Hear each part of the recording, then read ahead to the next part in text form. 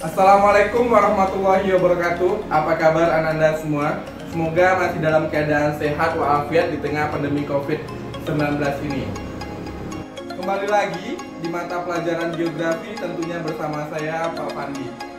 Pada materi kali ini kita akan membahas 10 konsep esensial geografi. Anda pernah melihat kendaraan bermotor?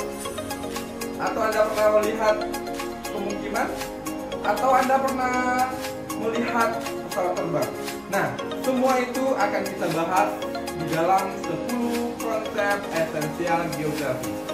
Cara mudah menghafal 10 konsep esensial geografi ada di sini, yaitu jaket Marco Polo agak budikan. Kita masuk yang pertama. Yang pertama ada jam, berarti jarak. Jarak merupakan jarak antara satu tempat yang lain dengan tempat berikutnya. Jarak itu merupakan selisih. Yang kedua namanya catch, berarti keterjangkauan.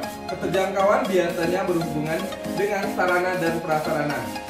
Mudah atau sulitnya untuk menjangkau suatu lokasi. Nah, pada sarana ini biasanya menggunakan kendaraan bermotor. Contohnya, jarak antara Kota Padang ke Kota Batu Sangkar bisa menggunakan kendaraan roda 4 maupun kendaraan roda 2. Yang ketiga namanya mark, berarti morfologi. Morfologi itu berhubungan dengan hasil dari tenaga endogen atau yang berasal dari dalam bumi. Biasanya ada berupa pegunungan, perbukitan, lembah, dan lain-lain sebagainya. Yang keempat ada namanya po, berarti itu adalah pola. Pola itu adalah tatanan atau susunan gejala yang ada di permukaan bumi. Contohnya permukiman yang ada di pegunungan, atau permukiman yang ada di sepanjang pantai, atau permukiman yang ada di sekitar jalan raya. Yang kelima namanya lo, berarti itu adalah lokasi. Lokasi merupakan suatu tempat yang ada di permukaan bumi. Nah, pada konsep lokasi ada dua buah. Yang pertama adalah lokasi absolut, yaitu lokasi yang sudah tetap dan tidak bisa diubah-ubah. Contohnya Indonesia terletak antara 6 derajat lintang utara sampai 11 derajat lintang selatan, 95 derajat bujur timur sampai 141 bujur timur. Yang kedua namanya adalah lokasi relatif. Apa itu lokasi relatif? Lokasi yang bisa berubah-ubah, yang dipengaruhi oleh pengaruh yang ada di sekitarnya. Contohnya Indonesia terletak antara dua benua, yaitu benua Asia dan benua Australia. Yang keenam namanya adalah ag, berarti merupakan aglomerasi. Aglomerasi adalah suatu pengelompokan atau pemusatan gejala geografi yang ada di sekitar kita. Contohnya apa?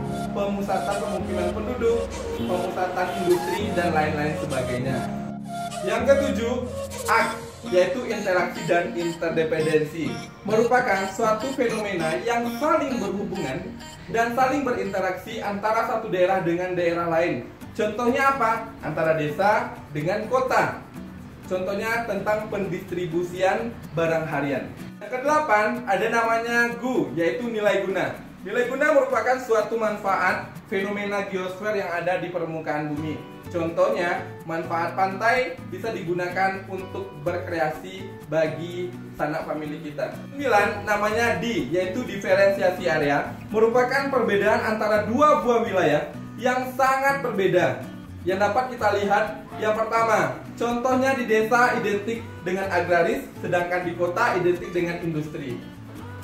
Yang ke-10 kan, yaitu keterkaitan keuangan, merupakan suatu fenomena yang saling berhubungan antara fenomena yang satu dengan fenomena yang lainnya. Contohnya kemiringan lereng dengan ketebalan tanah, atau intensitas cahaya dengan kesuburan tanaman.